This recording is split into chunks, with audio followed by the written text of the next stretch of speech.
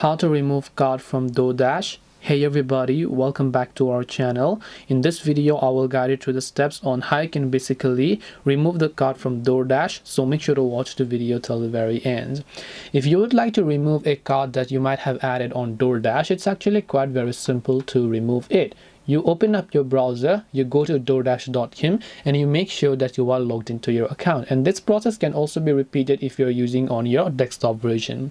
Now, once you do this on my mobile, I have to tap the three lines option from the top left of the screen there. And here you'll find a bit of various options where you have to go to the option called payment, since that is where all of our payment methods are located. Now, if you happen to add a certain card over here, you should be able to find those card details and then remove them respectively. In my case, you can see I have not added a card, so it is asking me to add a card over here.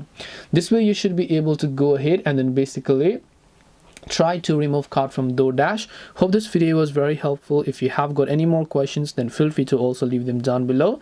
Thank you for watching till the very end of this tutorial, and see you soon in our next video.